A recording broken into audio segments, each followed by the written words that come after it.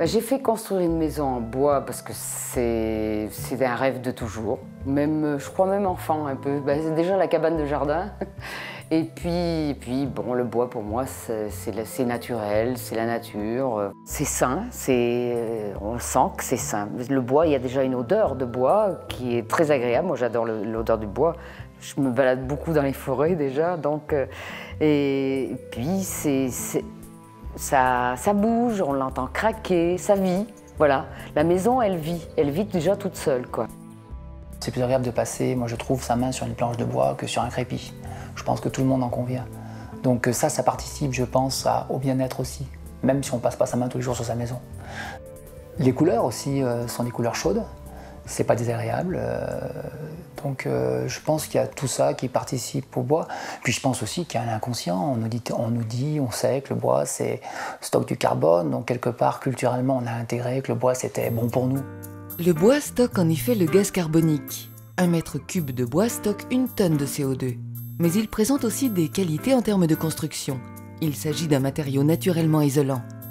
De tous les matériaux solides, il présente les meilleures performances. Par exemple, 10 cm de bois isole autant que 1,20 m de béton. De plus, le bois est un matériau léger et très résistant.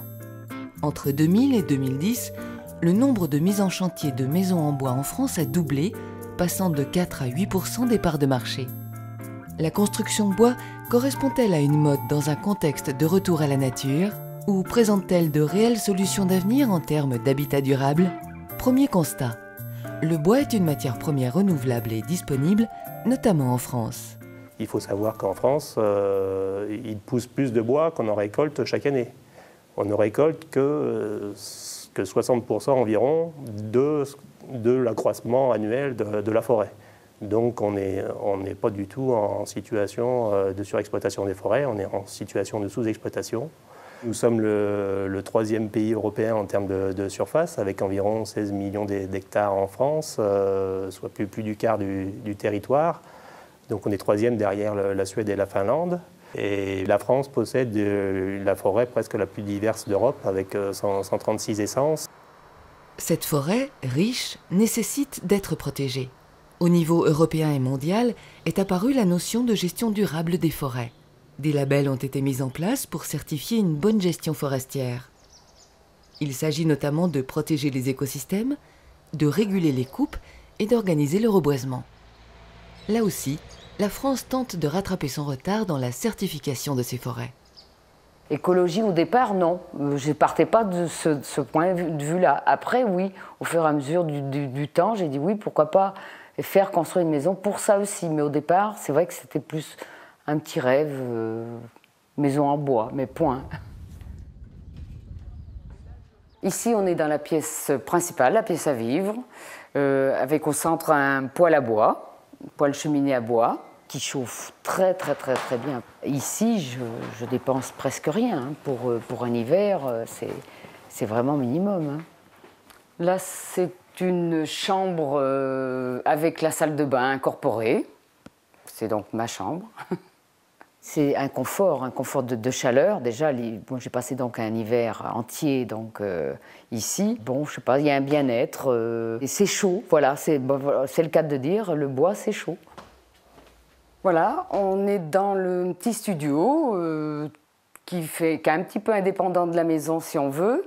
Et je l'ai fait un peu pour recevoir aussi plus tard ma maman, donc où il y a une salle de bain et une petite cuisine.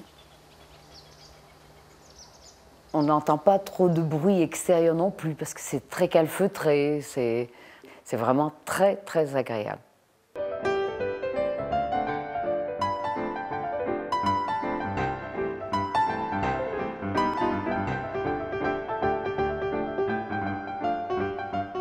Le bois est en fait le plus ancien matériau de construction de notre histoire. Certaines techniques de construction ont finalement peu évolué, mis à part avec l'invention des panneaux en bois lamellé-collé au début du XXe siècle. La fabrication des panneaux se fait en atelier, ils sont ensuite assemblés sur le site. Le chantier ne nécessite pas d'eau et la construction ne demande donc pas de temps de séchage. On parle de chantier propre car il ne produit quasiment pas de déchets. Les panneaux peuvent arriver sur le chantier avec l'isolation incorporée, le revêtement extérieur et les menuiseries. Les demandes vont de plus en plus en ce sens. Pousser au maximum cette finition en atelier permet de diminuer les coûts parce que donc on travaille dans de meilleures conditions qu'on peut travailler sur un chantier et on diminue également de manière très significative la durée d'une construction. Avec environ 3 personnes, en une semaine, nous sommes capables d'avoir un hors d'eau, hors d'air avec donc tous les murs posés, fixés sur la plateforme, charpente posée et également couverture.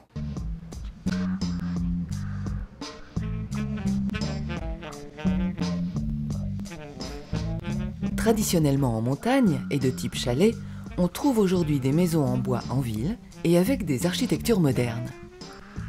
L'ossature bois peut recevoir des parements divers, bardage en bois, mais aussi briques, pierres, béton, afin de s'inscrire dans la tradition des paysages, du patrimoine et répondre aux envies des habitants. Ce matériau s'adapte aux différents climats et à tout type de terrain.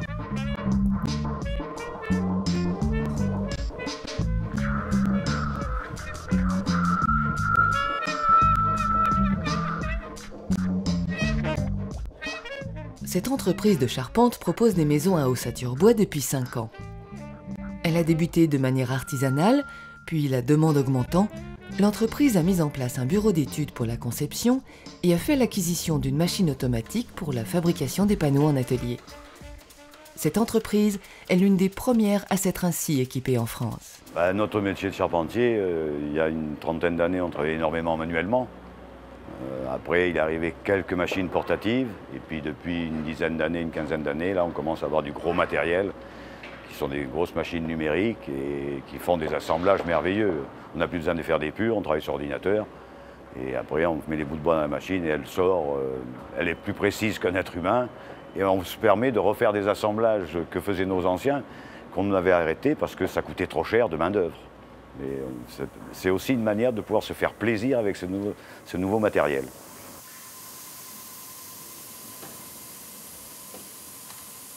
Bon, aujourd'hui, on a des bois calibrés et c'est très récent. Hein. Il n'y a pas longtemps qu'on a des bois vraiment de haute qualité, bien d'équerre, de section constante. Je suis charpentier depuis que je suis tout petit. Ma famille est charpentier. Donc dès tout notre plus jeune âge, on était à l'établi. Donc c'est une passion qui arrive de la naissance peut-être, ou je ne sais pas, ou plus loin. C'est une passion. Aux côtés de Bernard, travaillent 64 autres salariés. L'entreprise construit actuellement 2 maisons par semaine et est en capacité d'augmenter ce rendement grâce à ses équipements. Ces habitations sont construites avec des essences adaptées pour la structure, telles que l'épicéa et le Douglas. L'essentiel de nos bois provient donc de forêts et de scieries françaises. Cela représente à peu près 80% de nos achats. On est malgré tout obligé de faire un appoint d'environ 20% sur donc des pays d'Europe tels que l'Allemagne ou des bois du Nord, donc Suède, Finlande. Nous avons, mesuré en Rhône-Alpes que les entreprises de seconde transformation s'approvisionnent à 48% dans des produits d'importation et seulement à 28% en région Rhône-Alpes. La différence entre la France et les autres pays d'Europe qui possèdent aussi une forte filière forêt-bois, c'est que ces autres pays-là ont une culture bois qui est plus développée. Nous, cette culture, on l'a perdue depuis la guerre de 14 et derrière, on a une culture plus du béton et de la pierre, tandis que des pays comme l'Allemagne, l'Autriche et bien sûr les pays scandinaves, eux, ont quand même conservé cette culture bois. Ce qui fait qu'aujourd'hui, en Scandinavie, on a des très grands groupes qui sont intégrés de la forêt jusqu'à la transformation, ou en Allemagne et en Autriche, et qui, eux, ont investi dans des usines de transformation, dans la valorisation de panneaux, dans du bois reconstitué. Donc, ils sont à des niveaux de coûts de production inférieurs aux nôtres. Bon, ce mouvement-là ne s'est pas produit chez nous. On est resté plutôt avec des entreprises, des petites entreprises artisanales. Il y a aussi des entreprises qui ont grossi, mais pas suffisamment. Donc aujourd'hui, évidemment, on a du mal à massifier et à tirer les coûts de production par rapport à ces pays-là.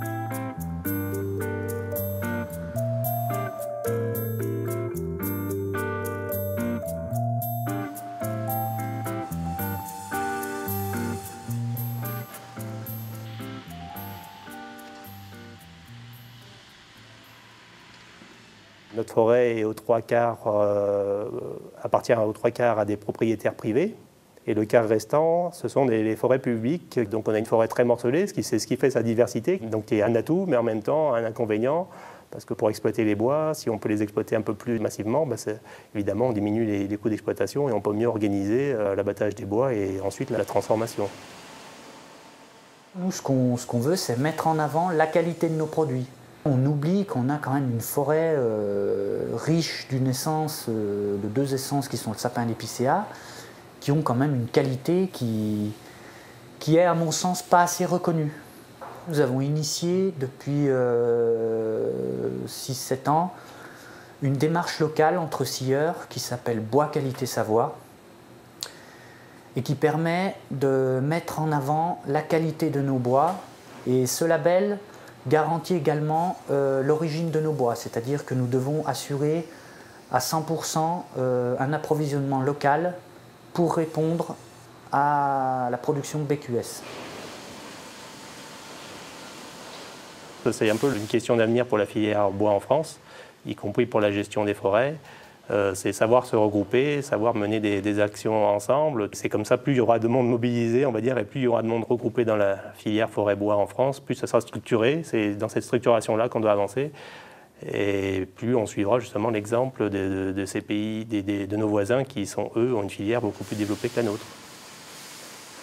Les filières courtes, ce n'est pas une question simplement de diminuer les distances de transport, c'est surtout d'utiliser les entreprises qui sont sur le territoire pour se fournir dans les produits dont on a besoin pour que la consommation soit au plus proche de la fabrication. On a déjà réussi à faire reconnaître le matériau bois comme un matériau avantageux pour l'environnement. Et maintenant, il s'agit de faire reconnaître un petit peu surtout les professionnels qui sont en France et qui font ce matériau, qui seront capables demain, on espère, de faire aussi bien que nos voisins.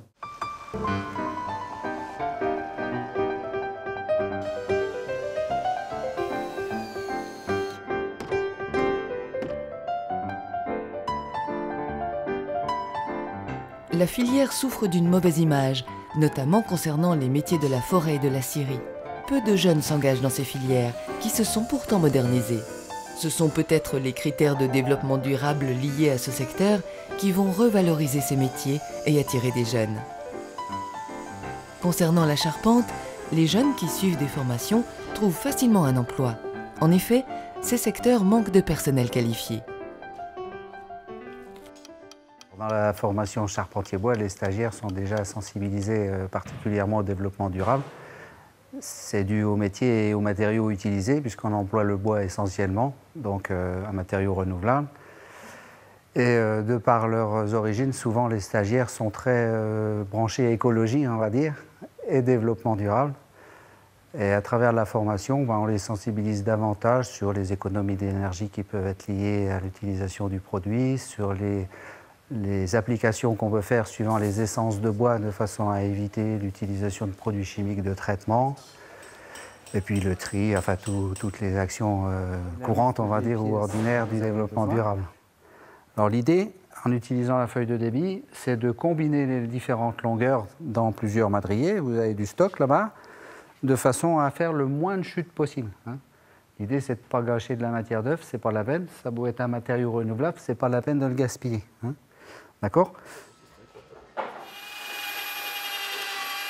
Les stagiaires ont souvent des projets, pas forcément immédiats, mais par exemple de construction pour eux-mêmes. Donc la maison Saturbois, la Fuste, la maison Paille, etc. Et souvent des projets qui sont vraiment très orientés écologiques. C'est important déjà parce que moi je suis un petit peu écologiste dans l'âme. Et comme je pense beaucoup de gens qui viennent vers ce métier de charpentier, on retrouve des traits de caractère assez couramment, on va dire, dans les stagiaires qui viennent dans notre formation. Donc, y étant sensibilisé moi-même, forcément, j'ai tendance à appuyer sur la chose.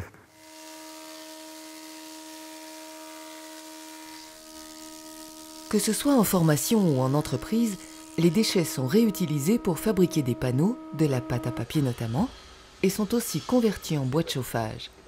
L'utilisation du bois est optimisée.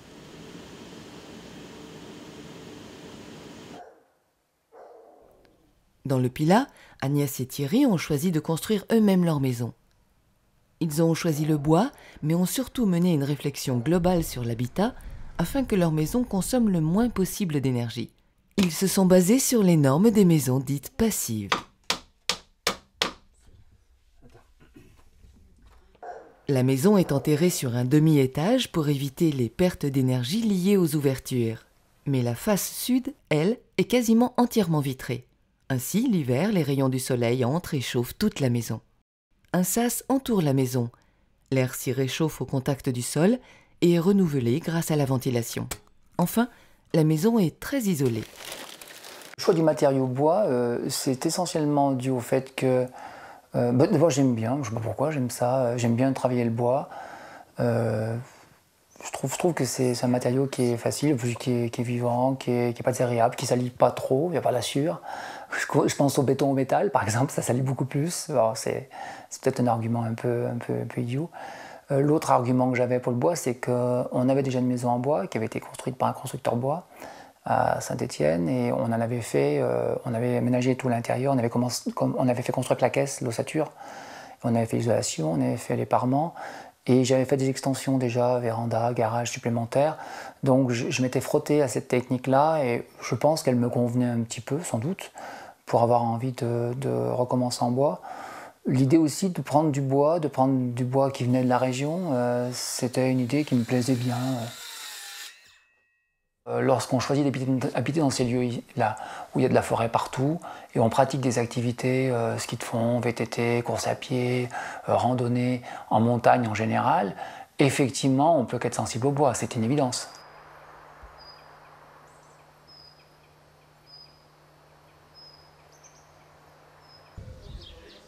Le bardage, donc, je vais choisir mélèze, parce que déjà, sa couleur, il est un peu doré, et il est très agréable, il est joli, et justement, quand on repasse l'huile dessus, hop, le doré revient. S'il a grisaillé un petit peu, bon, il y en a qui veulent le lazurer, mais moi, je sais que je préfère le laisser naturel, et juste avec un petit entretien de temps en temps, voire tous les 5 ans, un peu d'huile, pour que ça soit au naturel. Déjà, la chape en bois, moi, je ne connaissais pas. C'est l'atelier de la construction de la maison qui me parlait de cette chape en bois. Justement, comme on était isolé du sol, donc il n'y avait pas du tout de froid qui arrivait par le sol, ni d'humidité. Et puis après, l'intérieur en bois, c'est vrai que l'intérieur, je ne l'aurais pas vu sans lambris, quoi. Ça, je n'aurais pas vu avec que des panneaux en plâtre, quoi. Non, fallait que l'intérieur soit en bois aussi. Hein. C'était évident.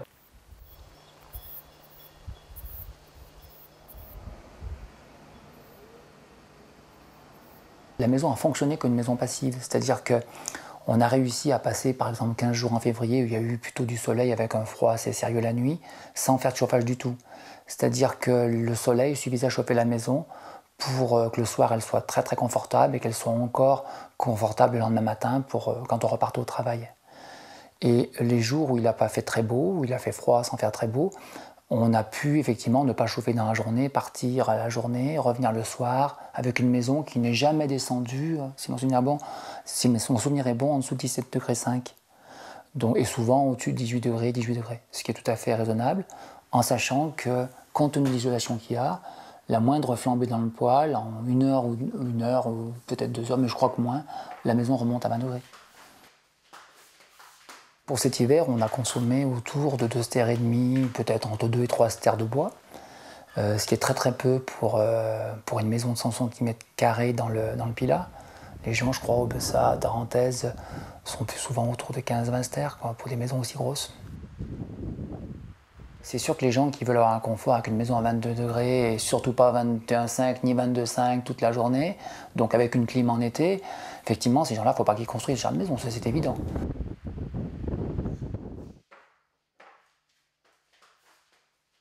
Par rapport à l'aspect bioclimatique, effectivement, le bois présente des qualités intéressantes, des qualités d'isolation intéressantes. Par contre, le problème pour aller vers un habitat d'inspiration passive, c'est qu'il faut stocker l'énergie.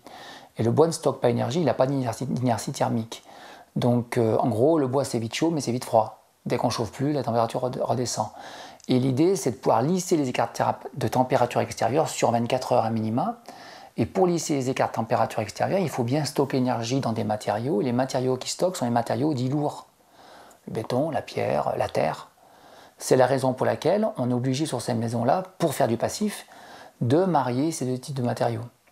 Et de les marier pas n'importe comment. Il se trouve que les dalles sont en matériaux lourds, elles sont isolées par-dessous et par les côtés, et que les cloisons sont en terre crue.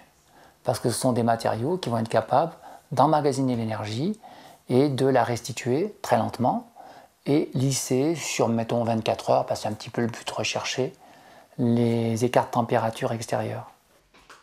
Et les gens disent « ouais, vous avez mis du blanc, du noir, c'est joli ». Et je dis « ouais, bah, c'est joli, après on peut ne pas aimer, parce que les carrelages sombres, comme ça les gens aiment bien ». Mais pour le coup, ça a du sens sur le plan bioclimatique, sur le plan de l'énergie. C'est pas un hasard. Le but du jeu, c'est que ce soit les parties sombres qui captent l'énergie. Le noir, c'est pas une couleur parce qu'elle emmagasine tout le spectre lumineux.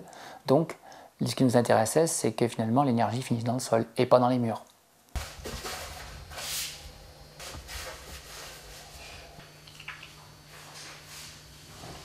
Il y a d'autres matériaux qui vont très bien. Je pense aux briques monomures, il y a le béton cellulaire type Cyporex. Il y a d'autres matériaux qui sont très très bien. L'intérêt du bois, par contre, c'est l'énergie grise. Ça ne coûte pas d'énergie à construire, quoi. Contrairement à ces autres matériaux qu'il faut cuire, qu'il faut transporter, qui viennent des fois de loin.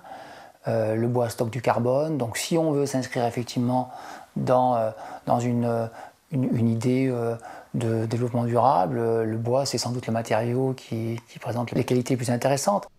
L'ossature légère et souple d'une construction bois, les performances mécaniques du matériau permettent la construction de bâtiments de très grande dimension. Une tour en bois de 9 étages a ainsi été construite à Londres. L'habitat collectif en bois se développe et peut correspondre par exemple au projet de quartier basse consommation.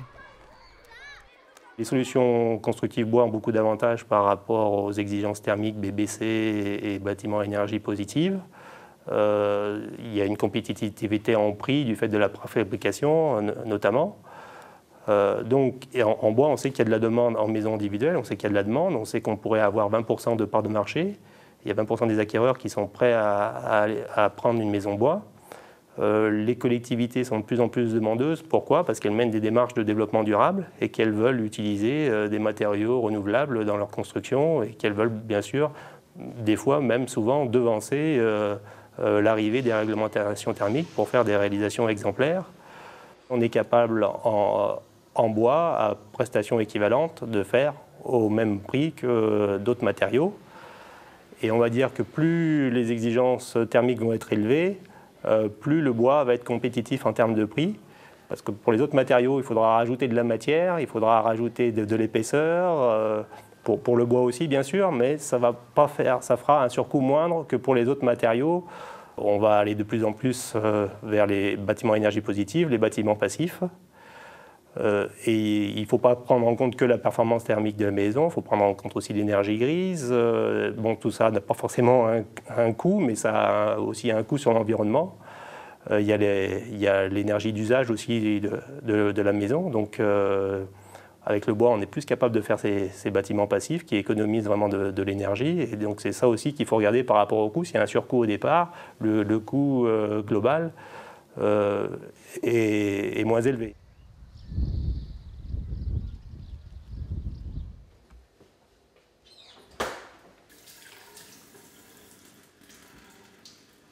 Il y a beaucoup de réactions, parce que tout de suite, quand même mes amis d'enfance, quand j'ai dit je venais faire construire une maison en bois ici, oh là là, la maison en bois, pour eux, c'est un truc qui ne va pas tenir longtemps.